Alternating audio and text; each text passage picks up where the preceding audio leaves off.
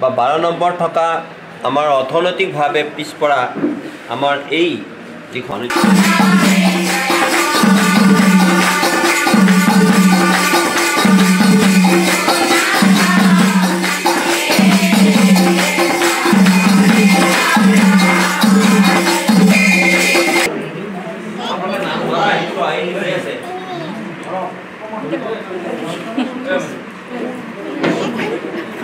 প্ৰধানমন্ত্ৰী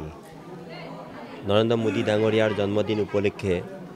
আজি সমগ্ৰ ভাৰতবৰ্ষ বা পৃথিৱীৰ বিভিন্ন ঠাইত এই জন্মদিন উদযাপন কৰিছে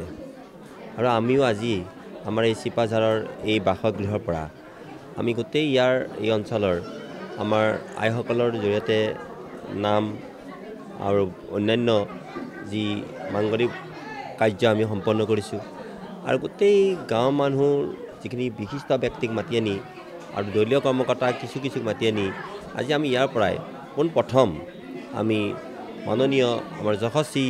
বিশ্বৰ এগৰাকী অদ্বিতীয় প্ৰধানমন্ত্ৰী নৰেন্দ্ৰ মোদী ডাঙৰীয়াক আমি তেখেতৰ জন্মদিনৰ শুভেচ্ছাৰ বাৰ্তা ইয়াৰ পৰাই আমি দিছোঁ। তাৎপৰ্যপূৰ্ণভাৱে আমি অকল ইয়াৰ পৰাই নহয় যে আমি আমাৰ আজি চিপাঝাৰ সমষ্টিৰ বিভিন্ন ঠাইত বিশেষকৈ নাৰিকলীয়ে হওক বা আমাৰ খতৰা গোসাঁই ঘৰৰ প্ৰাংগণতেই হওক বা নহ'লে আমাৰ বিভিন্ন মঠ মন্দিৰবিলাকতো আজি কি হৈছে যে তেখেতৰ জন্মদিন পালন কৰিছে বিভিন্নজনে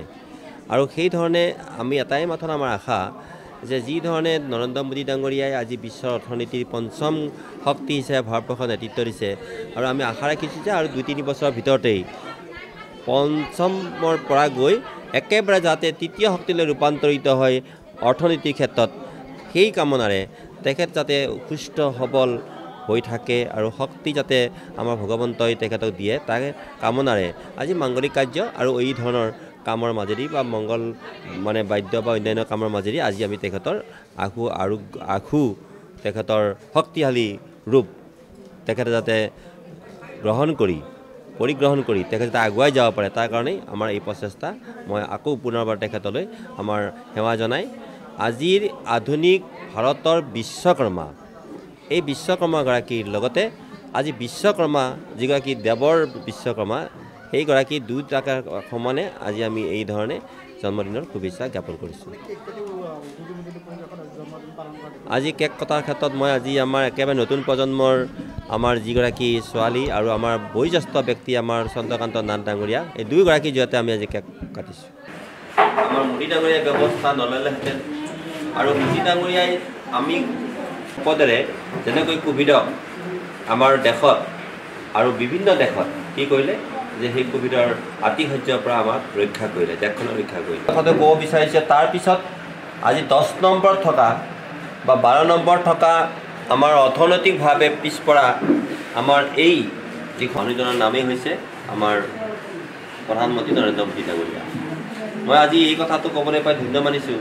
যে আৰু এই ধৰণে যদি উন্নতভাৱে কাম কৰিব পাৰে তেতিয়াহ'লে আজি বিশ্বৰ দ্বিতীয় শক্তি হ'ব, বিশ্বৰ তৃতীয় অৰ্থনৈতিক শক্তি হ'ব। মই আপোনালোকক এই কথাখিনি ক'ব বিচাৰিছোঁ যে তেখেত যদি আৰু 5টা বছৰ যদি খুব ভালকৈ কাম কৰে ভাৰতবৰ্ষখনে চিন্তা চেতনা আৰু আমাৰ ভগৱত শক্তিটোৰ ওপৰত আমাৰ অগাধ বিশ্বাস আছে আৰু সেই বিশ্বাসৰ বাবেই আজি জন্মদিন আমাৰ ইয়াৰ পৰা সেই জন্মদিন আমি আৰম্ভ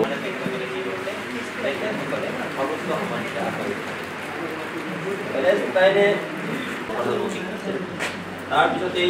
ৰাছিয়াৰ সৰ্বোচ্চ অসামৰিক সন্মান দিবলৈ বা কাজিয়া দিবলৈ সমৰ্থ হোৱা বাঢ়িছে। গতিকে এইটো আমাৰ কাৰণে আৰু একেধৰণে আন্তঃৰাষ্ট্ৰীয়